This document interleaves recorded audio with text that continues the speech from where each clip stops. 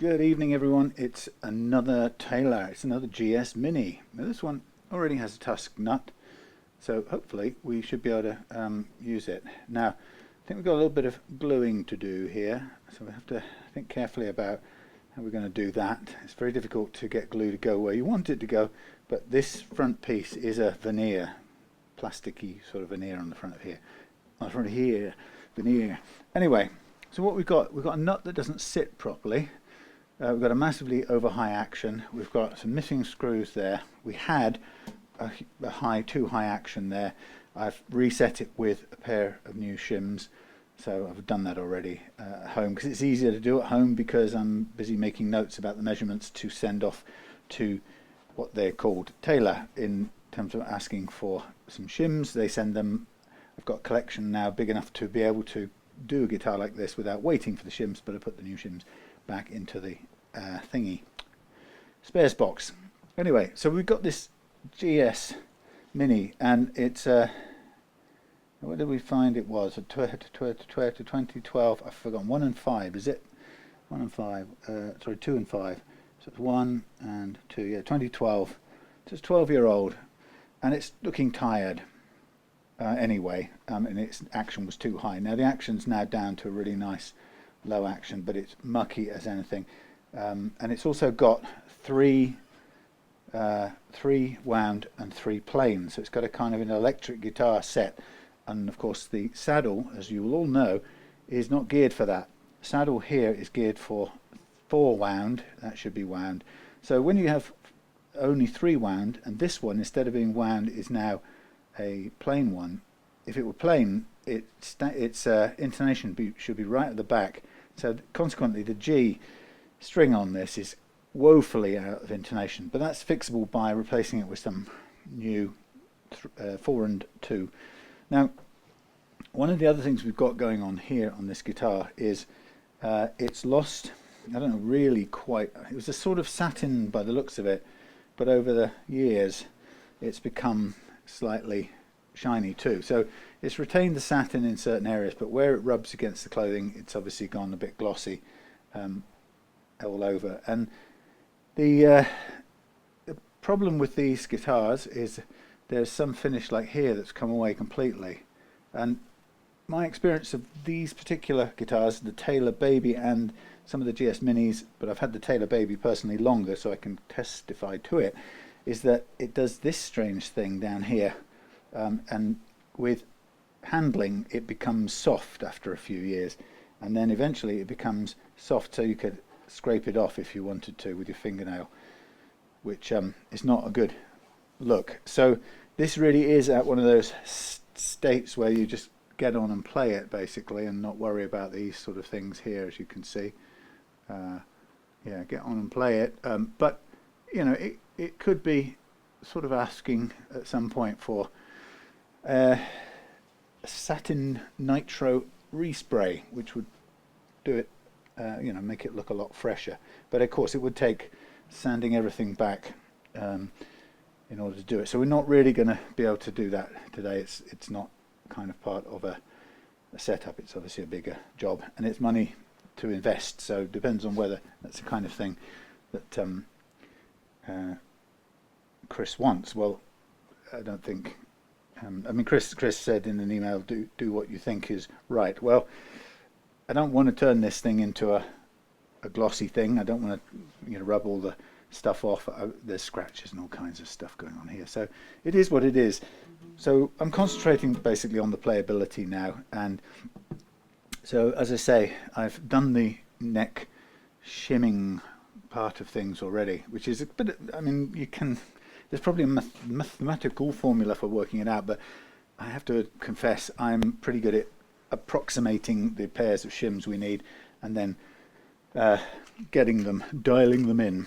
So we've got a missing peg here, so we've got uneven pegs, and I'm going to just see if we've got any others knocking about somewhere. But I've got a set of black ones. What would we have? Adjustment? No. Somewhere I might have a set of whites, but it's hard to find straight out of the blue. strap buttons, ferrules, bridge saddles, neck screws, bridge screws, no, grub screws, no. I think I may have used up all my whites, although have I got any in here? No, this is only 3-way lever switches. So I've got a set of black ones to make them even, and to be fair, that will look a bit tidier. Now, having said that, I do have a single white one knocking about here. Wonder if it's got a dot on it. I may imagine that. Actually, you know what? There's more than one. There's a few. Not a set. There's 4 in total. Now I've just made a bleeding mess. So let me tidy up this malarkey. So, keeping things original, I have got one that will replace a little bit creamier possibly, but saves us switching it over to all blacks. So there we go. Right, so I'll keep these as a spare set. Mind you, they are quite cool. Well, let's have a look at one of these. A tiny fraction creamier, but hardly noticeable. Okay, so we will change out one of those for one of those. Right, so what we're going to do, I think we need to take off various things. As soon as we can get rid of these strings, in some ways the better. However, I think we need to do something with this nut. So I'm going to slacken off the strings. We also at some point need to get everything off so we can see the headstock, and glue back this veneer on here. So while it's already got a tusk nut on it, it's sitting in a slightly funny position, so it's loose for starters. Now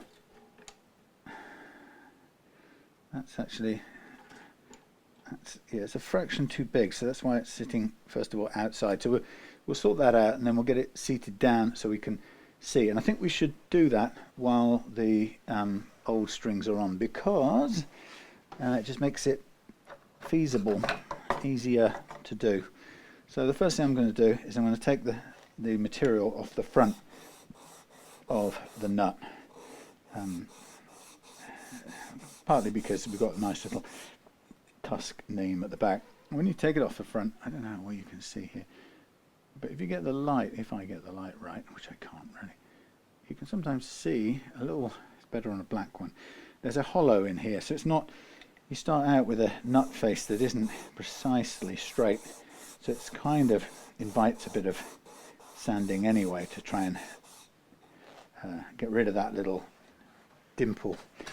And then we get some lighter grit. I must replace these, and then we put some bit of up and down fine grit just to smooth it off.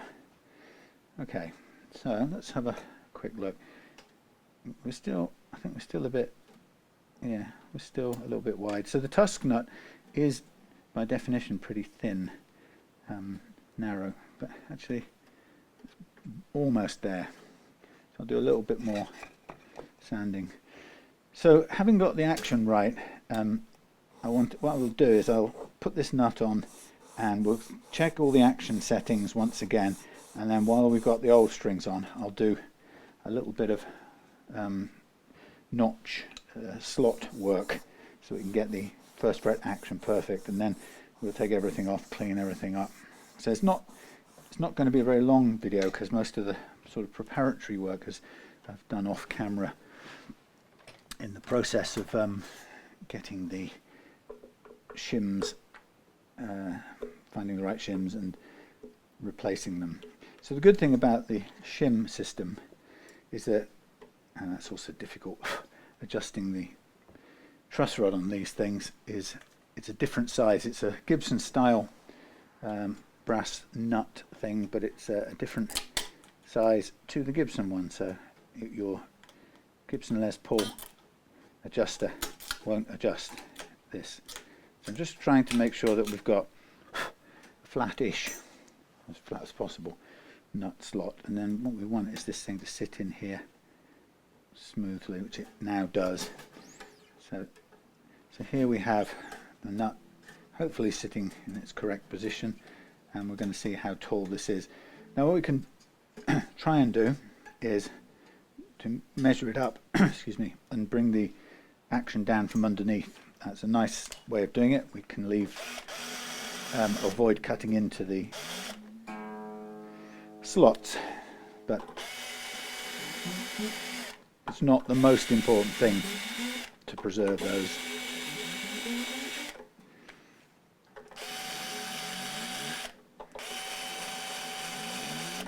Okay, so we've got a really high default action here.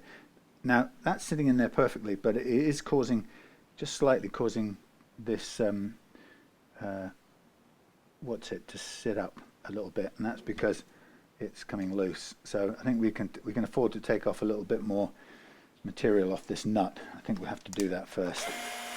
Let's make sure we get this narrow enough. We don't want to put any pressure onto this already dodgy veneer, which frankly could be said to be just looking for an excuse. So if that wasn't loose, that would have been a nice fit, but because this is slightly lifting, it's lifting at the edges, it's telling me that I don't want this anywhere near pressing on it. So I think we need to be a little bit more aggressive in taking this nut down somewhat.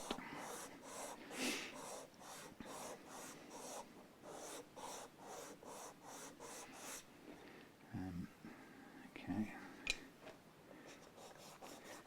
When you're doing this, it's strangely easy to when you've got a curved nut, can often find that you're not cutting this part as much as the other part. It's really quite strange that even though it looks like it'd be easy to put it flat, you very easily end up not managing to get enough pressure on this bit. So let's have a feel. Yeah, that feels sort of about right. So I've got a feeling here that I'm going to, I think I'd better take care of this, at least this end of the, what do we call it, veneer, because I don't want to be putting that nut on and then finding it pressing on the veneer when it's so flimsy at the moment.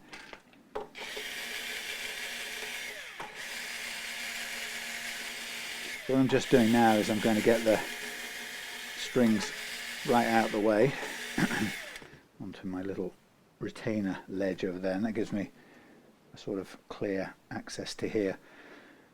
So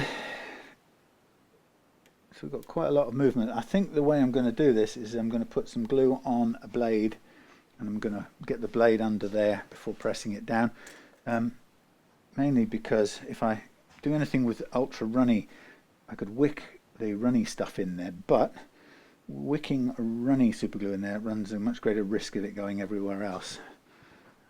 So a bit of thicker glue under control of a blade might be a better idea.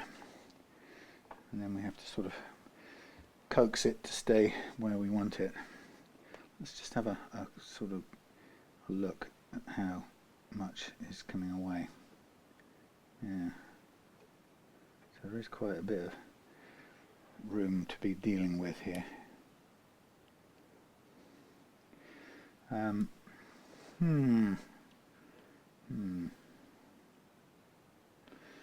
I've got a distinct feeling that much as it's going to cost me a bit of extra time, I think we should hoik off these strings, much as I don't really want to take them off because they are a bit knackered and they may not survive being put back on, but I think let's get them out of the way. At least we'll certainly do one side at a time.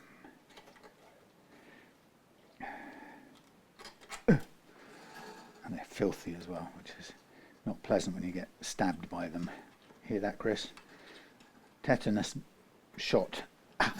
They always ping back and hit you. Okay, so let's have a sort of a looky see. Okay, so let's hold that up there. Have a look. So really what I want is to be able to just prop this open a little bit, like so, which is good. And then I can get me another one of these cocktail sticky things. And I think now I could probably feed in this slightly more thicker, you know what I mean. I can feed in some thicker glue under here with a bit of persuasion. So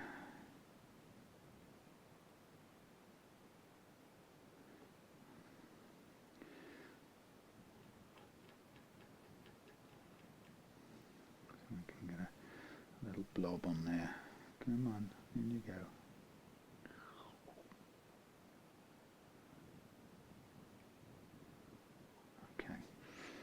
Closing that up, runs off to get what he should have got in the first place, which is a bit of tissue paper. Oh! Sorry about that. So we run that off this way, and we run this off this way, and then basically you probably need to press down a little bit. I do have some what's that stuff? Accelerator, which I could grab hold of. Let's put a little bit on there. It's the most expensive stuff in the world. It's glue boost, but I keep finding a need to use it. So I'm just going to press that down with this and give it a quick go. Okay. Yeah, I think that's okay. Now I think we probably look at this end here. This top end's okay, so I'll put these mucky strings back on if I can make myself do it.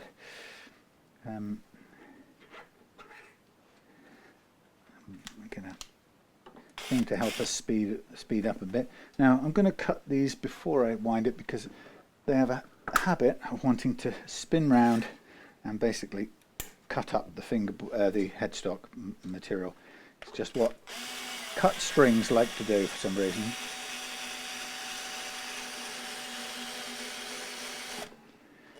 Okay, so should I have? No, should be all right.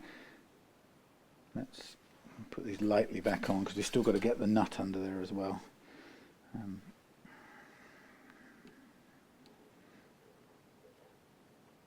So I've been got a message back from Taylor today, which was basically their response to me writing to ask for these shims for this guitar. They're always a little bit late in this sort of sequence,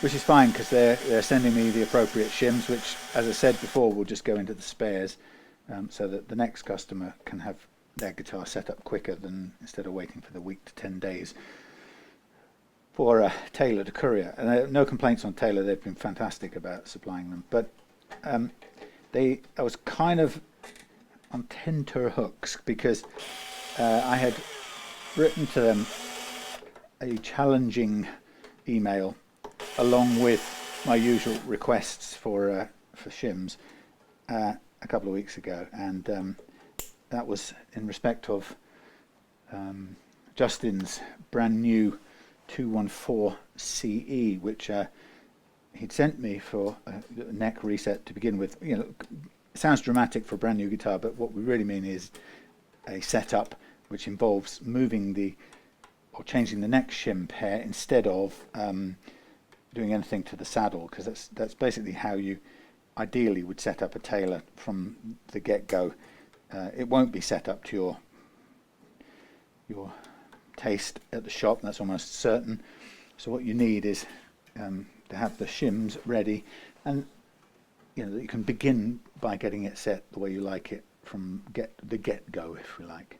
So that's what I was doing to his, but what happened was that on removing, I've told this story before so it's probably a bit boring, but on removing the the neck, following the process or the procedure that Taylor has outlined, what I found was it was too tight. But you have to. There's nothing you can do. You have to wiggle as much as you can to free it up for whatever however they've put it together. You do your best to get it apart, and unfortunately, it was the the fingerboard extension was, relatively speaking, tight against the long edge of the heel, where the heel fits into the fingerboard extension fits in to the slot. Anyway, the point is, it went some way towards cracking the finish, just a tiny little bit, but enough to mean yours truly had to try and did try to put it right and make a repair on it, because there wasn't really anything else I could do. And to be fair, it was a small amount, but what it was it was obvious that the fingerboard extension was pressing too tightly, had been fitted too tightly against the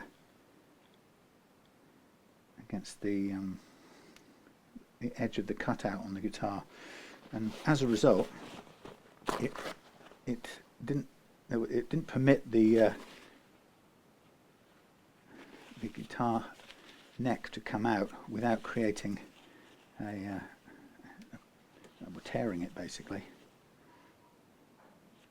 Now this is now creating a bit of a hassle, so what I'm going to have to do is get my spray thing ready.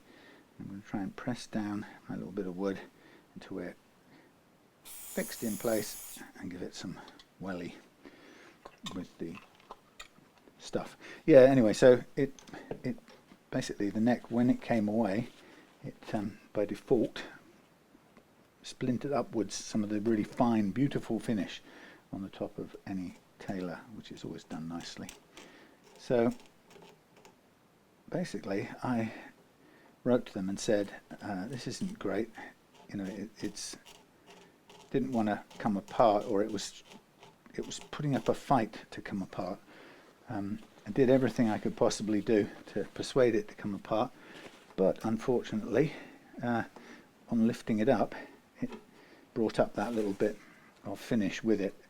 And for a customer, it's a shame on a brand new guitar, and it's really a fitting problem. They fitted it too tight, they basically too tight. And I've also had problems before with these Taylors with the putty that they fit, which is only a cosmetic putty, which has a rather glue-like behavior, which I've noticed on several setups. When you take the neck out, this putty has a tendency to pull off little bits of wood from under the fingerboard extension or in the neck joint. Now, luckily, it's usually, of course, it's hidden, so it's not the world's worst problem. But it is enough for me to have noticed that this happens, thinking, well, this putty isn't such a good idea, surely, if on removing the neck it pulls up some of the flakes of wood under there. As I say, thankfully, it's never been serious enough to cause any playing problems, but it's had put me on a kind of red alert, really, a little bit. Anyway, so I sort of brought that up at the same time, asking them, am I correct in assuming that this is really only cosmetic? And they said, yeah, it is. It's only aesthetic.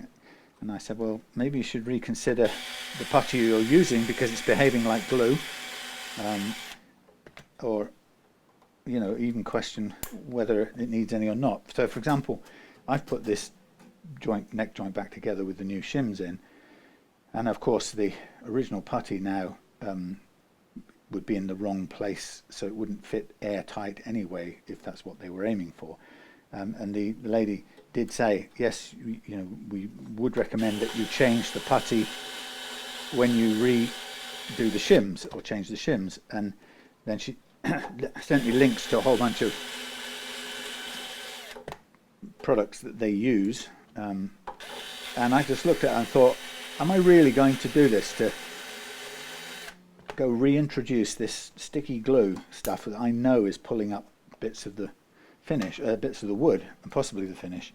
Am I going to go and reintroduce that because Taylor thinks it makes it, or they like the idea that it's, you know, seals any gaps up that they may otherwise see? And I've done this one, put this one back together again. I don't see a single gap anywhere that needs putty putting in there at the risk of messing up and pulling off fibres of grains, you know, bits of the grain and stuff. So we've got this end to do as well. Just want to get this one tightened. Yeah, so I sent her a load of questions, or, you know, asking, basically, since my customer had just bought this guitar, and since the neck was designed to be taken off, and since I'd followed every bit of instruction they'd given me, and it had been too stiff, too tightly fitted, I asked them to, if they could see it fit to either replace the guitar altogether for my customer, who didn't deserve to have to live with my, albeit pretty good repair, but even still, I could still vaguely see the damage, and that annoyed me. So I asked them whether they would be willing to replace the guitar with a new one, and you know, take my feedback on board and see if they could do something about it. Anyway, I gave them all the pictures of the damage and everything. See this thing now, it's annoying. There's a bit of glue on there now, so I've just got to try and scrape that off so we get a completely flat surface. Yeah, anyway, so they didn't reply originally to that, and I was getting a bit, I was a bit disappointed, thinking, well, this is not really good. You know, I thought Taylor, you know, I've been enjoying recommending Taylor because of this neck adjustability, and I felt like, don't spoil it so I can't recommend you anymore, guys. This is not good form. Anyway, so they didn't reply, she didn't reply, and I wrote a reminder email yesterday as well, at the same time as asking for the shims for this guitar. And lo and behold, she said, "Oh, I'm sorry, could you send me the pictures again of the repair, or the damage and the repair you did, and I'll talk to our technicians." And I'm thinking, right, okay, well, maybe she got busy and lost track or something. So I'm hoping that they will look at it and think, you know, this, if it's the neck's put on too tight, it's too tight, and nobody's going to be able to get it off without there being some problem. And of course, you can't do anything but get it off. You have to get the neck off. There's no other way you can do anything. So let's see what they say. It's not been as quick as I'd like, but you never know. And I've always try and start out, when it comes to these sort of things, I'm always keen to start out from a mindset that these people who run a good business care about what they do, and start from the sort of point of view that they want to make the customer as happy as they can make them, and they want to protect their reputation. I know how much it means to me, and I pay them the respect of assuming that it matters that much to them. So, you know, it doesn't always play out that way, because despite, you know, thinking that most people would have the same kind of approach to it, it isn't always the case, and some companies just, you know, are more too much trouble, can't be bothered type of thing, more than my job's worth, in which case you can't do anything about it. But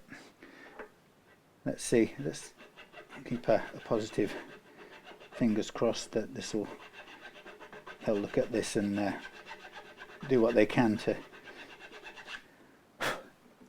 give me back confidence in their customer service, and, you know, make Justin happy. I don't mind, you know, I'm happy that I did the repair that I did for him, because when I come across damage, I do my utmost. Opal fruits. Do my utmost. No, I know they're not called opal fruits anymore. Do my utmost to put it right. But actually, it is a Taylor problem. It shouldn't have been hard to get the neck off. Full stop. Okay, so this is still looking like it's a little wide on the nut. Now, kind of, it's part of me doesn't like taking down a nut so much, but I don't want to be pressing, pushing hard against this veneer, which we know is already not hugely firm, or, stable. It's struggling to hang on, so I'm going to have to take the nut down so it sits in here without pushing, and it still really doesn't quite want to do that. Now I could take some off the back side as well, but it's looking like it's cutting all round the way I want at the moment. Yeah, anyway, so we shall see. I've always, not always, but in later life I've always gone at the business of complaining in a very particular way, and in other words, not just complaining.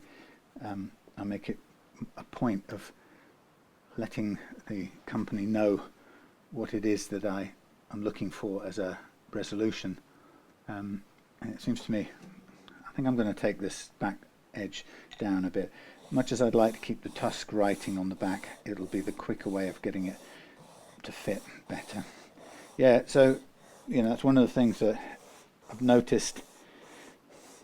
A lot of people who've come and asked me for advice on complaining about guitar situations and anything else really. Most of us aren't born being very good at asking for what we want or complaining and asking for what we want. So I sort of, I like to be able to try and help out. And one of the things that can make a real difference, and it's quite simple, but it's amazing how hard it can be to do, and that is I often help people sort of phrase a letter to the company that they're asking for satisfaction from. And when you phrase that or put together that sort of letter, there we go, just sitting in flat now, perfect. It's amazing how being very precise with the words you use can make such a big difference. So, but it's from the point of view that if you don't tell the company, if you don't give them an idea of what it is you want, and not just an idea, sorry, if you don't say clearly what you would like to happen. Now, of course, if you're ridiculous and you ask for something unreasonable, that stands out a mile, and nobody's going to take that seriously, even if they're totally addicted and committed to pleasing their customers. They can't give you a brand new whatever Lamborghini because you've scuffed the colour on your old, the paintwork on your old one. But where something has gone wrong that you're confident has a lot, if not all, to do with their process, the way they do things, then sorry about this a minute, I'm just trying to get access to this side. Then being clear about what you expect or what would make you happy is a very good thing to do. And I think that stepping back one is the important bit, which also people don't find easy, is to evaluate and be totally brutally honest with yourself whether what you're claiming is fair.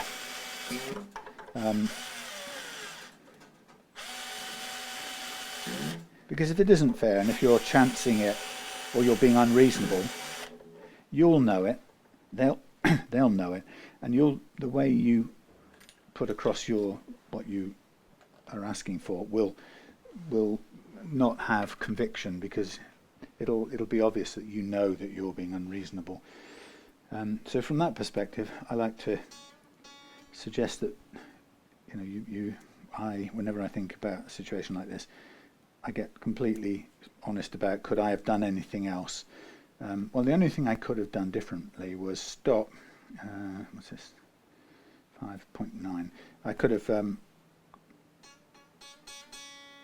emailed, not done it, so turned down the job, and said to Justin, I'm afraid the neck won't come off.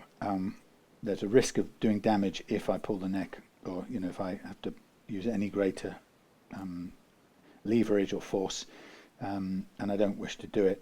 Are you happy? What do you want me to do? And that's something I could have done, which I didn't do. I didn't give him an option. Or I could have said, I'm not prepared to do it. And I'm going to, well, what could I do? I'm going to write to Taylor first. Okay, so just quickly here, I'm getting a clearance at the first fret of 1 millimeter at least, just over 1 millimeter. So I don't need that. I need to take 0.7 off there, right, across all sides. So what I'm going to do now, yet again, is slack this off. I'm going to measure this nut up, and I'm going to work that 0.7 off the bottom, and end up leaving this thing almost perfect first fret action to start off with, and then hopefully if we need any adjustments it would be the tiniest bit of work with the files. So here is that, there is that. You can see that's the filing thing, no, not filing, sanding thing. So what I'm going to do is I'm going to find my, oh, it's up on the top there, that's not very handy. Get my caliper, digital caliper things. I'm going to draw me a picture of the nut, and I'm going to measure 2 points on the nut, and the first one is going to be at the treble high E slot. We can't get the tip of this won't go in there, but it reads 8 where I touch the slot. So, and then I'll measure it in the low E slot, which does go in, so it seems lower, 7.35, which is fine, but I'm still just using those points as a reference. So I need this other one to read 7.3 if I take off 0.7, and I need this one to read 3.5, take off 3.5, and that equals 65, 665. 665 plus 7 is 725, 675. No, 665 plus 665 plus 0.7 is 7.35. Yeah, 735. Right, so we want to, that needs to measure 665. So all I now need to do is to sand this down with a fair bit of pressure to begin with.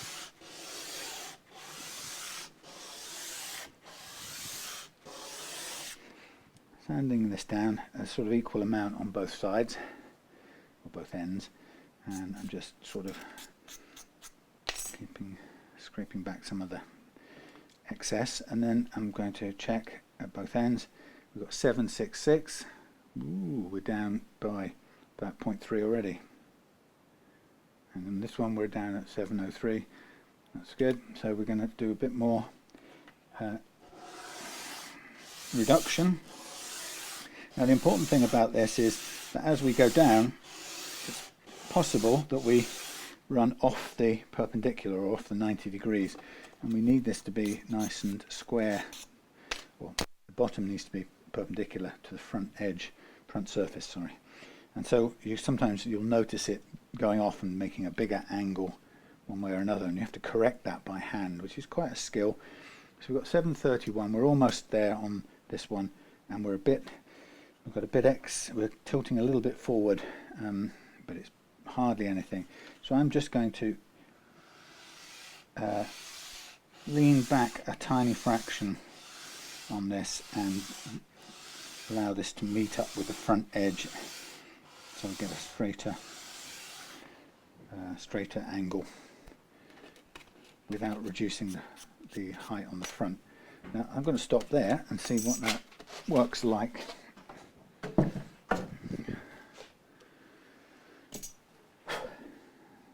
we should be very close to our desired playing action. As soon as I get this to where I want it, I look forward to being able to throw these strings away and clean up the rest of this guitar.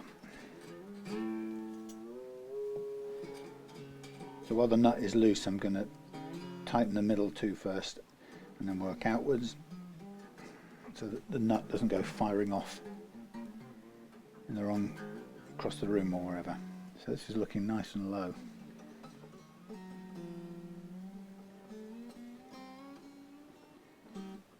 Well, we've almost got the perfect first fret action just by default.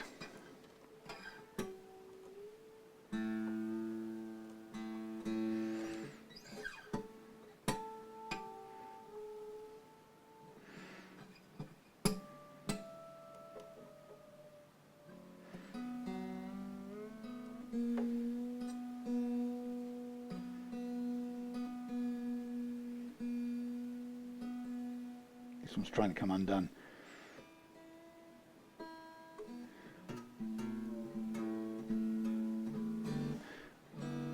It's coming undone.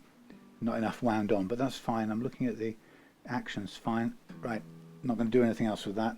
Got the action right. I'm going to take these strings off and then I'm going to glue this flappy bit on the other end of the headstock. And after that, we'll clean everything up, polish the frets. Oh, before I do that, let's get the nut glued in place now, shall we? It's always a good idea.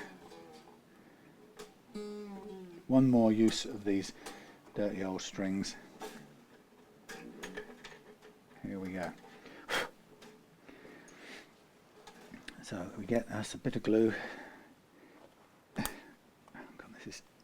this glue just basically determined to glue the lid on the pot more than anything else.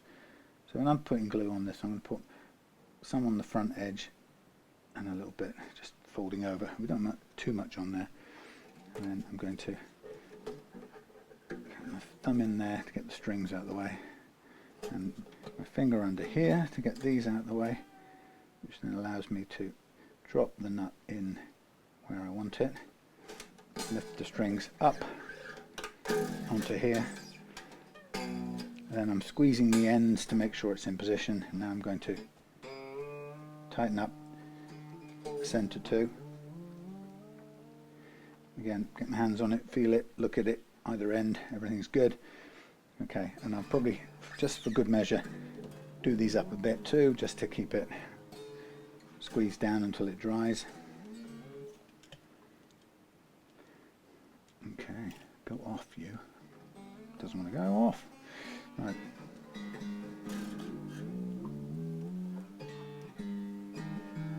Okay, so nut glued on, top on glue, tuner away. Now let's get some from out here. Let's get some that stuff, wire wool.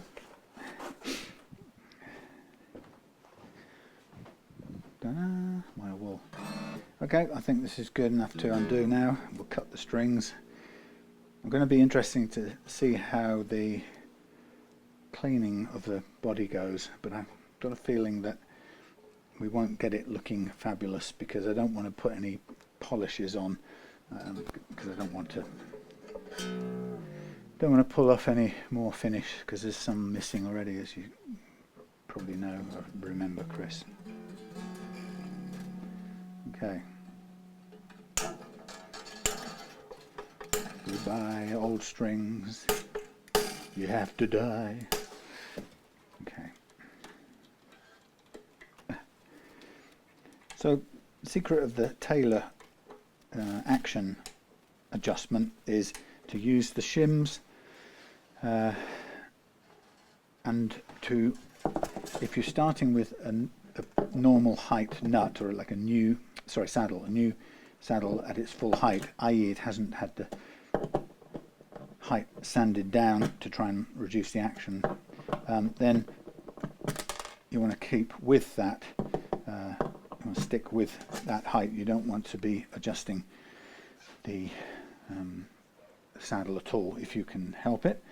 Sometimes when I get a good shim setting, I want to tweak it a tiny bit more, and then because there's loads of brake angle over the saddle, then I've got room to adjust the saddle a tiny bit more. But by and large, avoid it and just do it with the shims, which is the way it's meant to be done. Okay, so now I'm going to use this fret protector, as you can see. I'm going to just go over all of these. Now some people would do the frets as well, but I kind of prefer to do that with a solvent. I'll just concentrate on the metal here. So really it's just going to give them a bit more of a refresh. They've got fret wear on them. If this was an electric guitar and I had to level the frets to make it play at the chosen action, then we would probably have the advantage of the whole process would probably take away most, if not all, of that groove wear down on those first frets. But this isn't that sort of action, and because most acoustic guitars can be set at the target desired low action, which is a bit higher by direct comparison to an electric guitar, but you can get to the target acoustic guitar action without needing to fret level. Obviously the whole process would be more expensive if we were doing that too, but there's no, almost always, in fact I got caught out only with a Martin the other day, which turns out does need, I'm going to do that tomorrow, but it does need a little bit of leveling to play at its chosen nice low action, but almost never when with a Taylor like this. You can take it down to my target of 2.25 on the last fret low E and about 1.5 to 1.75 on the last fret high E without needing fret leveling. So because we're not leveling the frets, that play wear, those grooves, doesn't get addressed unless somebody asks me to do it specifically and is willing to trade fret life for what's basically an aesthetic or cosmetic issue, because there's nothing about those types of gentle grooves that interfere with play. It's just we don't like to see them, but it's just aesthetic. They have to be incredibly deep if they're to cause any issues, but because everything wears around them, so the next fret wears as well in a similar way, and the next fret after that, it doesn't really build up any major problems. And I see this every time, but if you've ever seen Brian May's great book on the Red Special, the guitar he made with his dad, when that book was published, I don't know, early 2000s or something, by that time, at that point, he was adamant that his guitar had never been, his Red Special had never been refretted. And you could believe it, well, hard to believe, but I sort of can believe it, because when you look at the frets, they are, they've got the most incredible wear grooves in them. But despite that, it still plays perfectly, and being Brian May, he clearly gets a good result out of it when he plays his gigs, so it's no massive problem for him. Okay, so now let's just take this saddle out. This is a bone saddle. It's a bit yellowed, but there's nothing I can really do about that. We'll leave that in. Maybe you can reduce the yellowing a bit with scraping or sanding. Probably just improve it a tiny bit, but it's yellowing, as bone stuff like that sometimes does. Okay, so the next thing I want to do is I am going to do that headstock thing again up here, because that's catching. So we'll do the same old, same old. Get me the super glue, get me the expensive stuff that stops it, makes it go solid. What's it called? Cure activator, that's the one. So I'm going to use this thing here to make a little, pull it out a little bit, like so. Just give me a bit better access. But before I do that, let I go and get me some tissues.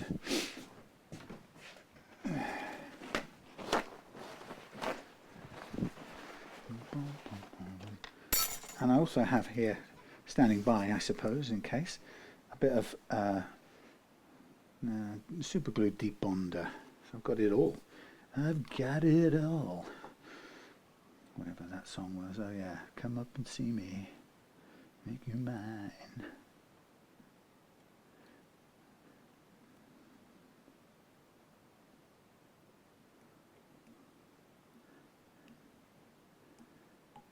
Stick to my darned finger, you. Okay, close that so we don't end up thingying all the thingy. Now where's the box I was using before? It was the lid, wasn't it? Close that, thank you. Wipe this bit down, thank you. Hold this with my armpit, push this on here. Thank you. Wipe off the end there. Glue it down there, like so. Okay.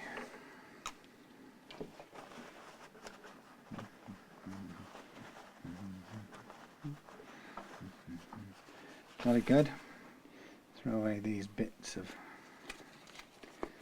glued up thingy. Now I've got to find some small black screws for the truss rod cover, but we've got some more cleaning to do before that. So now it's time to get the old naphtha, the good old naphtha, which is a solvent that's safe on finishes, whether they be poly finishes or nitro finishes.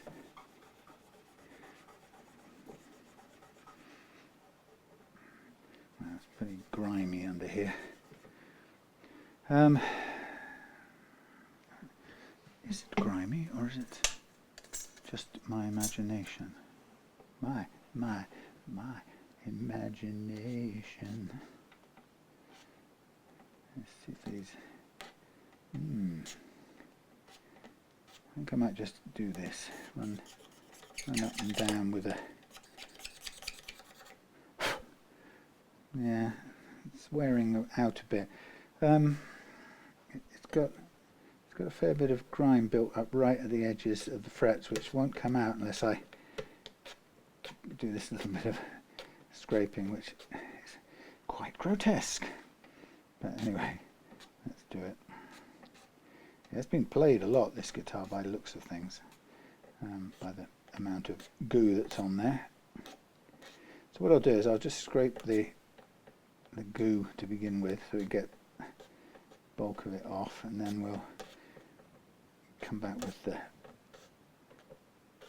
solvent again and clean it over, and I'll brush all this nasty finger oils, shall we say, to put it nicely, onto the floor where it can't do me any biological, nuclear, chemical, biological harm. There's usually jokes at this point about wearing a has-chem suit and a mask, breathing apparatus, but it's only grime, dead fingers, skin cells.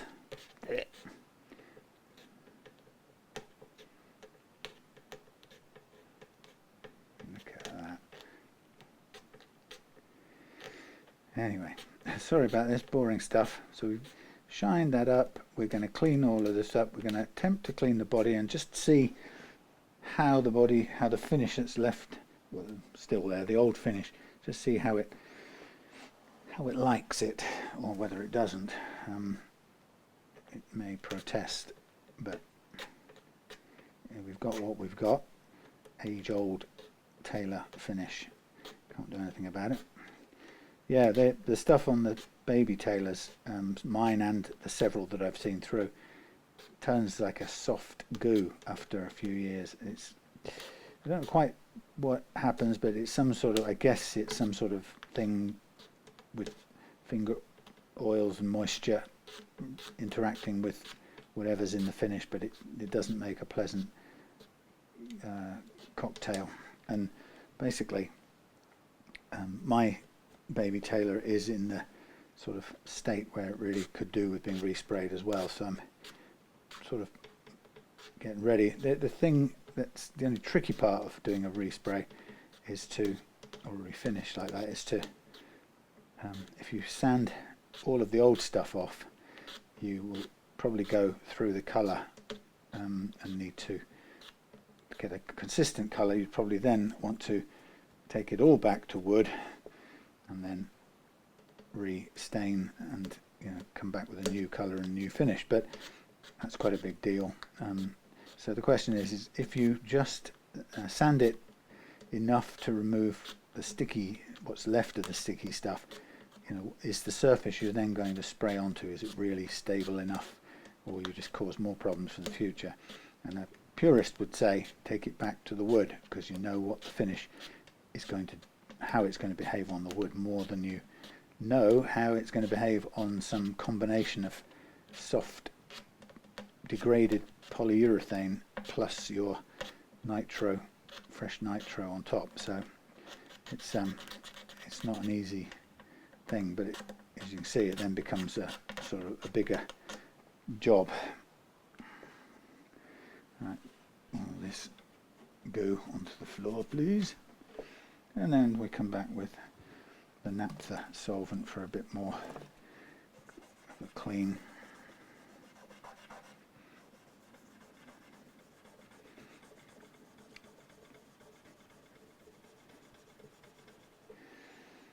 Grime. I mean, some people just don't bother covering up the fingerboard when they're doing the fret polishing, and they just do the whole thing, board, fingerboard, wood and all.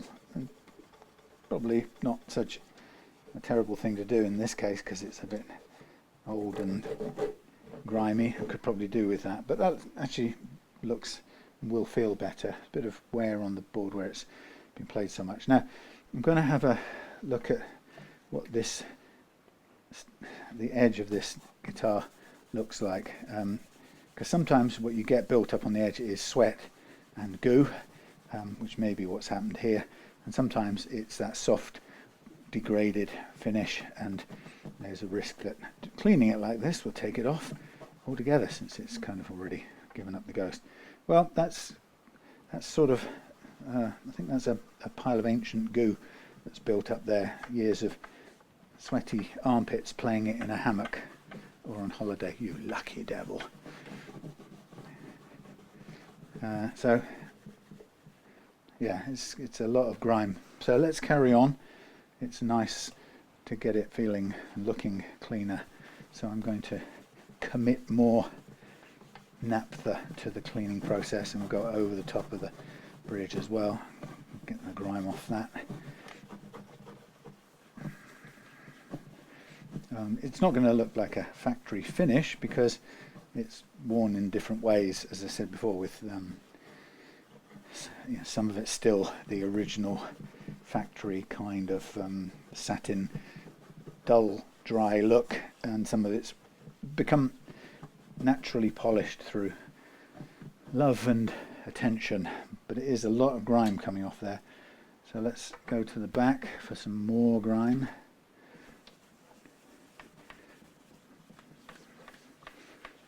Yeah, I feel a lot happier once we've got all of this grime off. Just saying.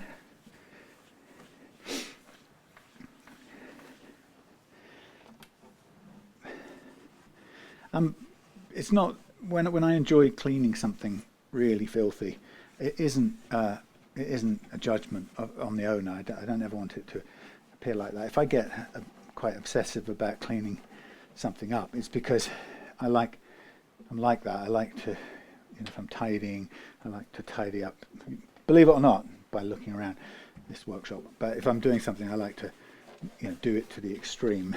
And so when I see something that's grimy, there's nothing nicer than being able to de-grime it. So in some ways, the filthier a guitar that gets brought to me is, the happier I am. Because also, don't forget, the bigger the change will be when you've done your work on it. But within limits. I'm not going to put any scouring, car polishing creams on this. I don't want to risk pulling up any of the remaining tired poly finish. Okay, so that's a sort of a bit of a refresh, generally speaking. Bit of dust in there.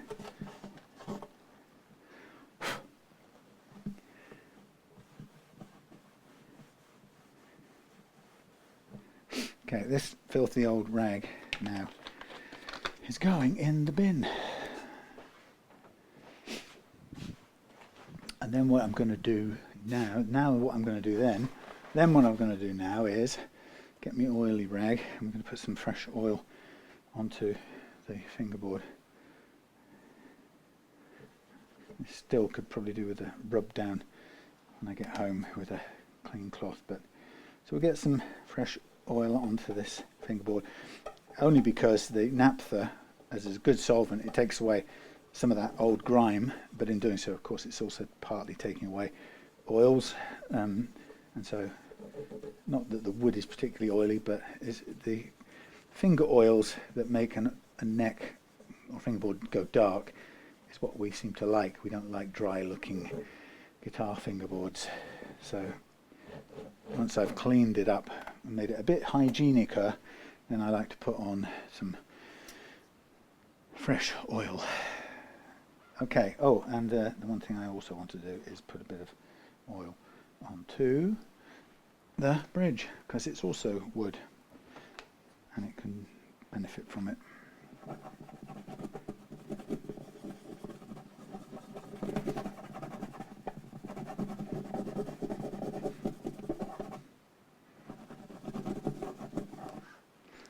Right, so now comes the time of putting upon the new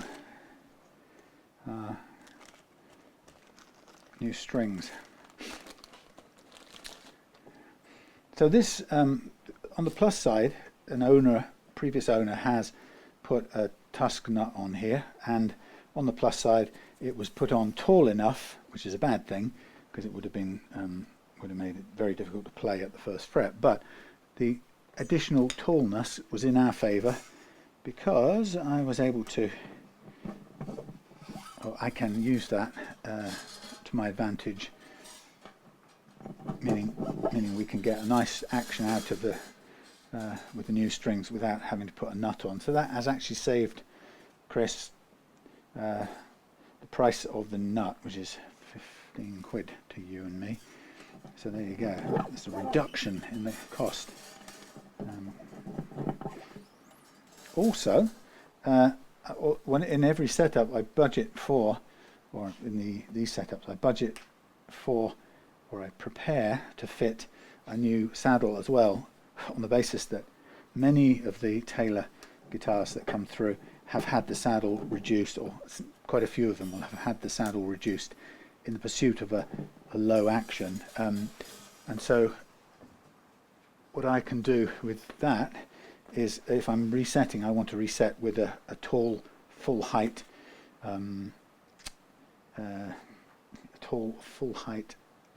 saddle.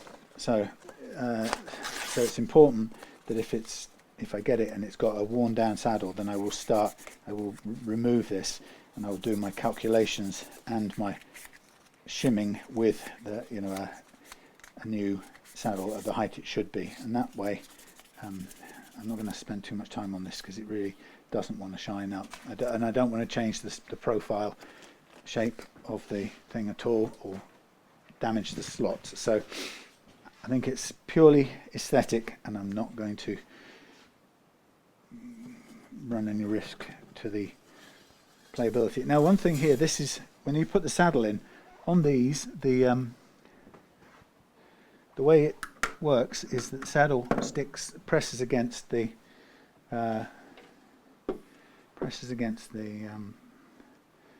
these pickups which sit behind them, and these little things they use an American hex key fitting, and the idea would be to just slightly make sure they're done up.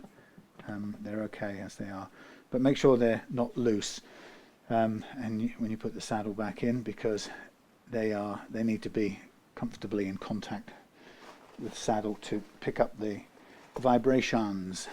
Okay, so now I'm going to come down to the string end, the tuning end, and here is where we can you do this? Thank you. Hey, here's where we put on the strings. Now, even if I'm not using a loose adjustable nut, I always these days still put the strings back on as if I was, so that in case the nut is not glued in, sometimes I don't if they fit really well, but I don't want it bouncing around. So if you fit the inner strings, or the middle, the D and the G first, you'll hold the saddle down and stop it from pinging off. So when you put on the new strings, I recommend you pull all the way through till it's stretched in the slot, and then I tend to grab either up at the top here or the first fret and pull the string back and hold it one fret back. Then we get the doer upper, and you see I'm holding it tight as the post goes round, and as it comes round, I call this the loose bit and this the held end. I hold the held end so it goes over the loose end, and it goes round. As it comes round, I want to pull up the loose end so it's kind of out the way, and then at this point I press down, and I'm still holding on with my other fingers, keeping it taut. I hold this down so it goes underneath the loose string.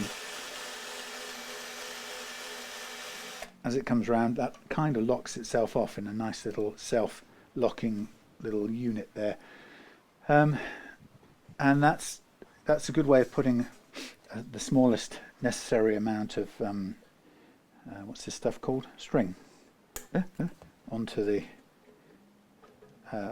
peg. Now what you'll find is that 1 fret's worth, if I do the G next, but the 1 fret's worth puts more than 2 wraps around it by the time you're on the high E, but I still recommend sticking with that.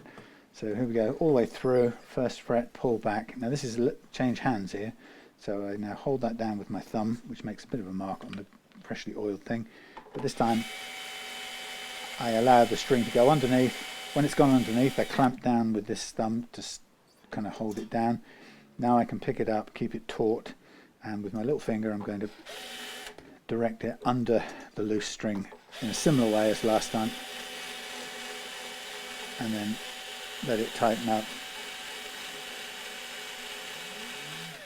Okay, so that's gone a little bit more round than 2, but it's still fine.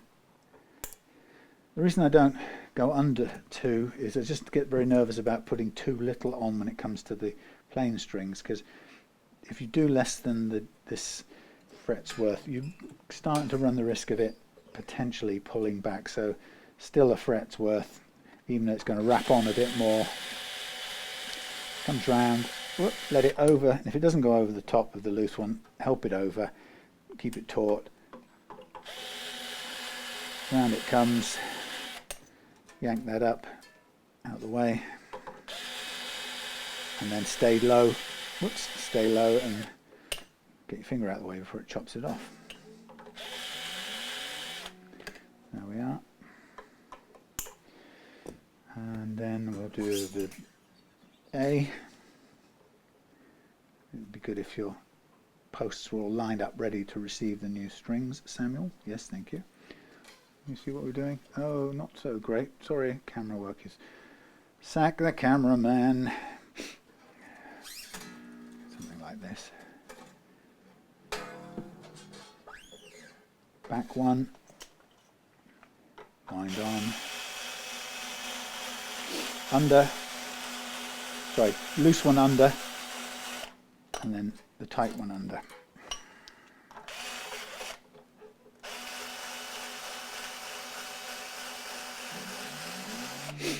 Oh, sniffle. There we go. Now for the high E. Also not in line, thank you. High E. Now let's try 2/3 of a fret on the high E. That should be enough.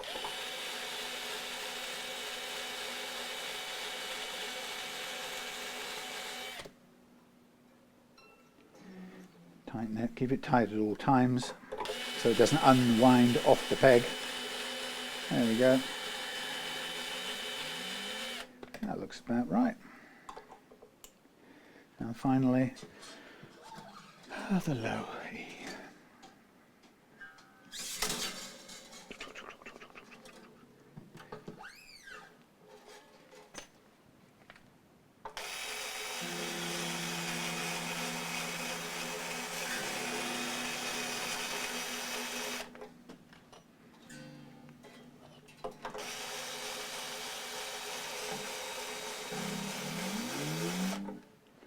There you go. So it looks very tidy. You know you've got a relatively small amount of string on the pegs at any point, so there's not too much slack being held there. Ah, look, there's a drip in my office. Where did that come from? Doesn't look like it is, but it ain't half rained. Right, so the first thing I do once I've done that is I'm going to press all of these in and make sure they're in, and I'm going to just sort of gently pull them up. Whoop, see, like that. That wasn't properly in, but that's okay. So we're going to get a bit more material around the post there, but that's okay.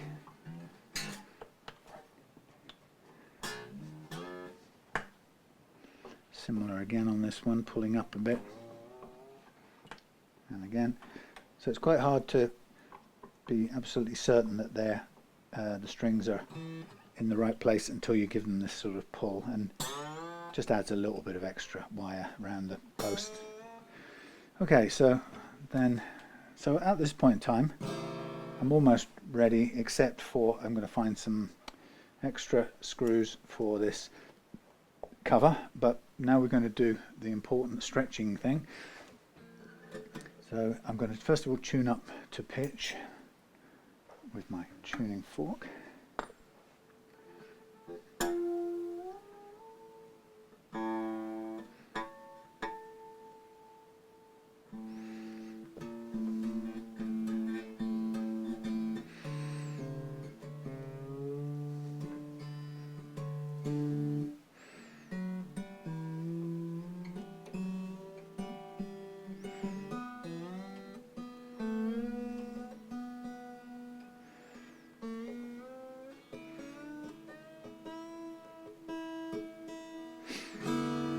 Okay, so stretching, grab each string and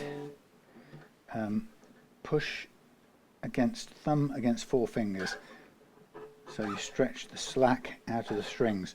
And if you push between the thumb and four fingers, you're doing a lot of stretching, but you're not stressing the string over the saddle or the nut, which potentially could break it. So you're pushing against finger and bones. Okay, so I'm going up and down each string to get as much of the slack out as possible.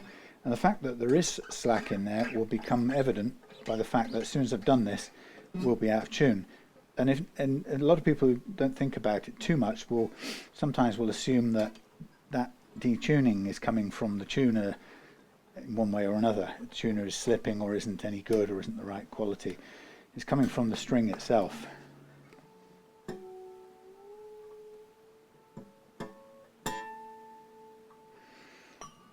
So you can hear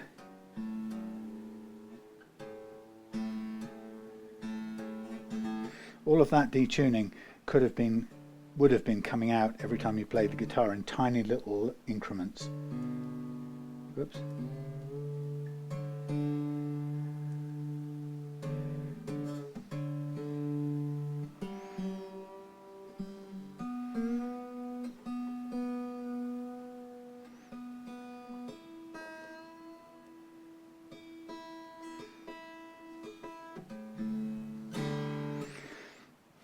So we do it again and repeat until repeat until it stops going out of tune.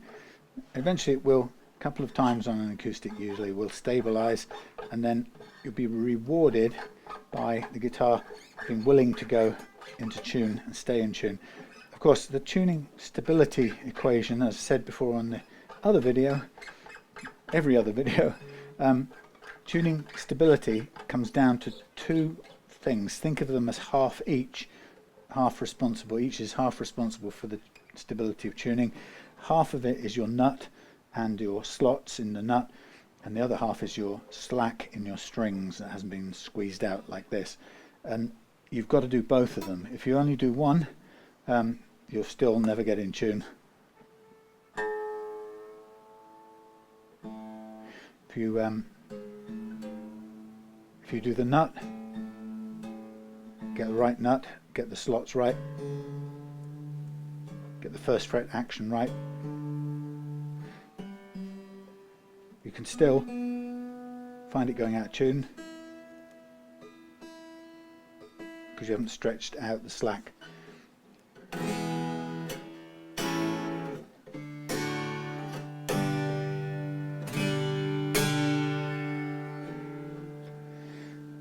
There we have it.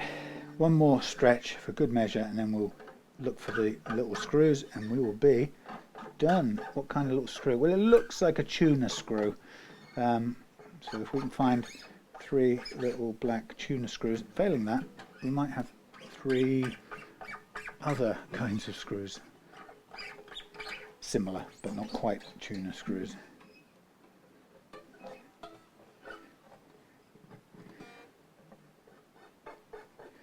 So be careful on the high E because it's the thinnest and it might break. So you can hear a tiny bit still left, but we're nearly there.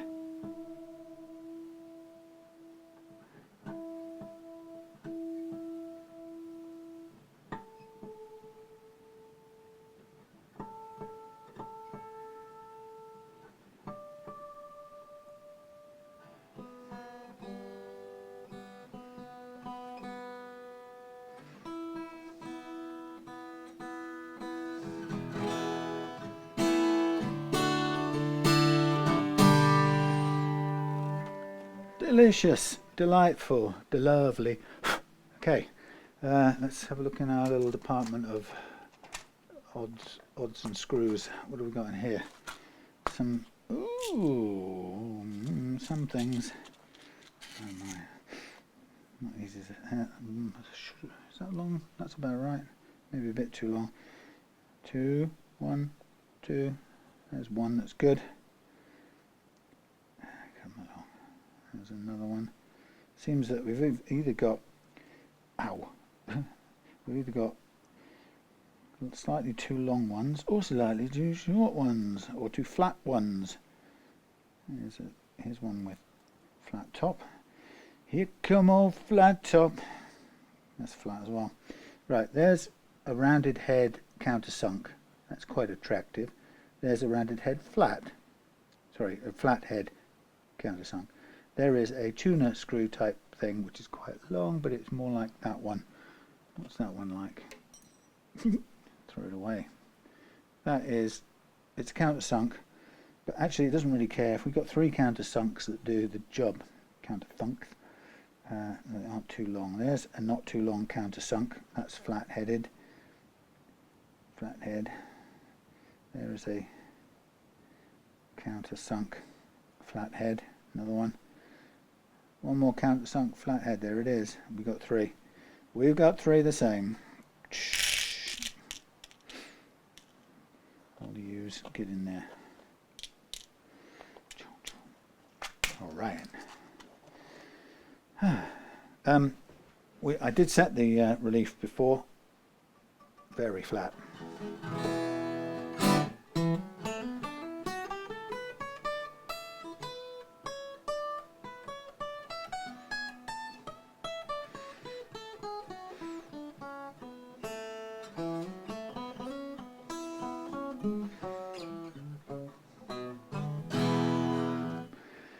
delicious. I could probably do the tinsy wincy spider a bit more, but that's the wrong socket. Now, oh nice, come out.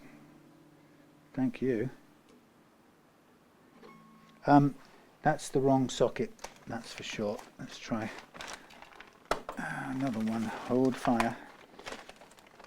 I think I brought it back with me. It's a tight fit, that's for sure. It's this one, or it could be this one. One's got GS Mini written on it. This says Taylor, and this goes, probably that one. I can't reach my hands. Everything marked up. Let's try that one. Oh yes, delightful, delicious. Yes.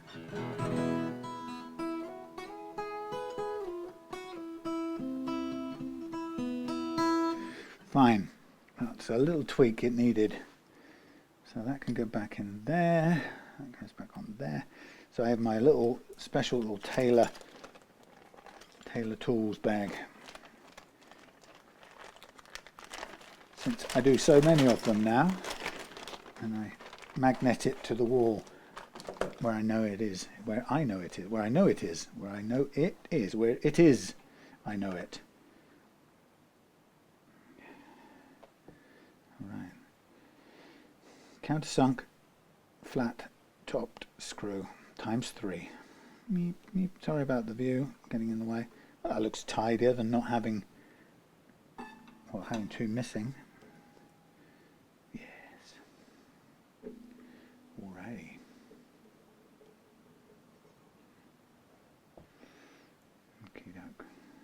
That's it. Oh, that's not it. That nearly is it.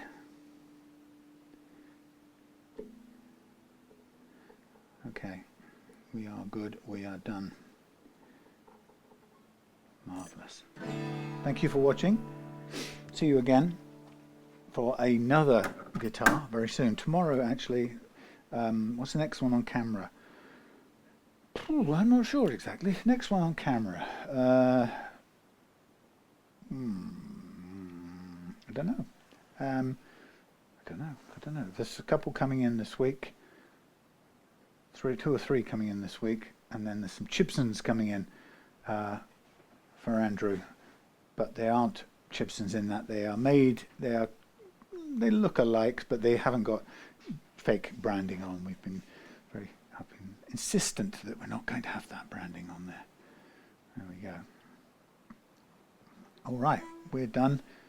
Nice low action. Let me just double check that to see that it got to where I wanted it. I'm pretty certain it has. Oop. That's interesting.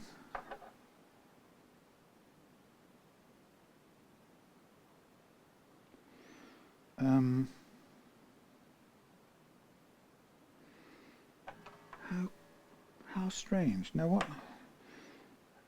I'm looking at this. 2.5.